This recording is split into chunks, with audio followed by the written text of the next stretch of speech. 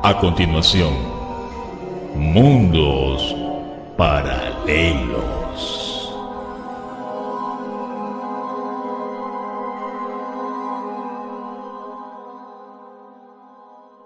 Cuentan por ahí que en el año de 1856, en uno de esos pueblos alejados de la aquel entonces montañosa y desierta ciudad de Monterrey, México, sucedió que dos hombres lugareños se disputaban el amor de una bella mujer llamada Margarita Garza. Era tanto el amor y el cariño que Ponciano Arriaga y Federico Loera le tenían a Margarita que no había día que no se retaran y sus miradas retadoras no se cruzaran, solo que el corazón de Margarita pertenecía en secreto a otro muchacho de ese mismo pueblo.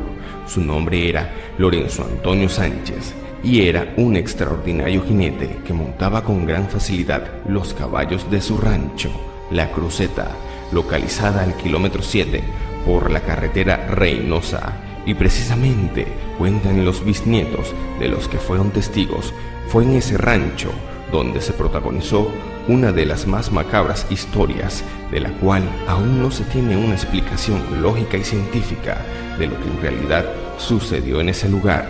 Dicen que cuando Antonio se dio cuenta del amor que Margarita en silencio le profesaba, le correspondió totalmente en sus sentimientos y se la robó en una noche de luna llena, con previo consentimiento de ella, y se la llevó a su rancho para ser felices solos y amarse profundamente. Mas, sin embargo, los padres de Margarita se negaban totalmente al romance entre el humilde Antonio y la doncella, pues los predilectos para ellos eran precisamente algunos de los otros dos hombres en disputa. Y Antonio, sin pelear una batalla, ganó el corazón de aquella bella mujer. Solo que el padre de Margarita, y mucho menos aquellos dos hombres, se iban a quedar tan tranquilos y dejar en manos de aquel muchacho a Margarita. Así que aquel viejo, en complicidad de Ponciano y Federico, acordaron un plan para deshacerse de Antonio y quitarlo del camino. Fue así que aquella noche, y con algunos pesos de por medio, aquellos otros rivales y ahora compañeros irrumpieron en aquel lejano rancho de Las Crucetas. Margarita se encontraba dormida mientras Antonio terminaba de amarrar unos caballos. En eso, 4 poderosos brazos lo atraparon y una nube de puñetazos llovió sobre su rostro, sin darle oportunidad de ver sus agresores, ni mucho menos de defenderse. La golpiza fue tremenda, al grado de que los golpes y los gemidos de Lorenzo Antonio la despertaron. Pero para cuando quiso salir, solo atinó a ver que mientras uno de los agresores agarraba a Antonio fuertemente, el otro no dejaba de darle golpes en la cara hasta dejarlo caer como un guiñapo. La chica del susto se quedó paralizada ante tremenda golpiza y no sabía qué hacer. Como tiro de gracia, una filosa hoja de un machete que uno de aquellos desgraciados cargaba brilló bajo la luz de la luna para pasar finalmente por el cuello de aquel joven brutalmente asesinado. La cabeza de Lorenzo Antonio rodó por el césped limpiamente ante el asombro mudo de Margarita.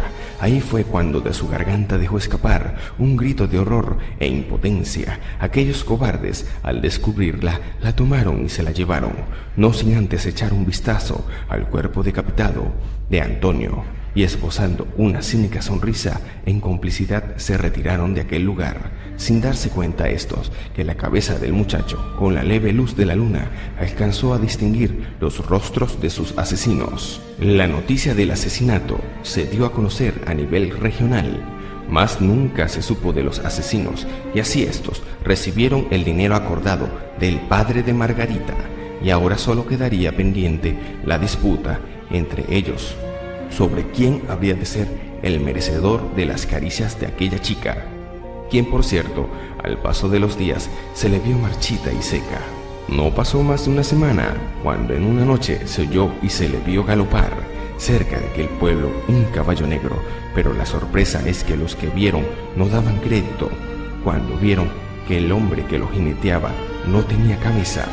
Una hora después, el cuerpo de Ponciano Arriaga se localizó decapitado y tasajeado en uno de los atajos de aquel pueblo, mientras que casi al mismo tiempo Cerca de la casa de Margarita hallaron el cuerpo inerte y con la misma suerte que el de Ponciano, de Federico Loera, los dos fueron decapitados con la misma hazaña.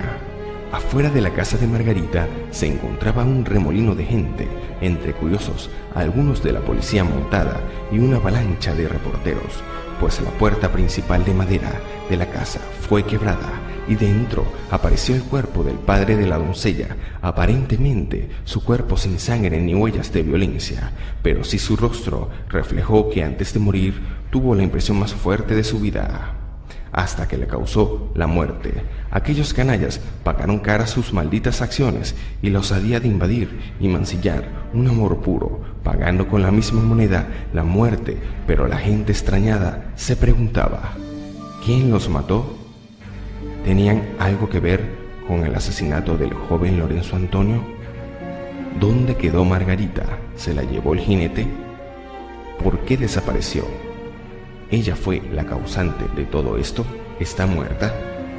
Nadie supo responder a esas preguntas, ni mucho menos con el paso del tiempo quedando aclarado, pero cuentan algunas versiones y casi la mayoría coincide que aquella noche el jinete sin cabeza apareció para vengarse de sus asesinos y que si en vida le arrebataron el amor de Margarita, más allá de la muerte no pudieron lograrlo, pues el jinete sin cabeza, además de cobrarse la mala jugada, se llevó a su amada muy lejos. Cuentan que nadie jamás volvió a ver a Margarita, ni aquel jinete extraño por el pueblo, ni por lugares circunvecinos.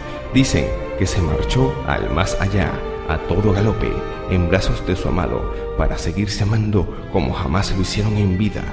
Esto fue Mundos Paralelos.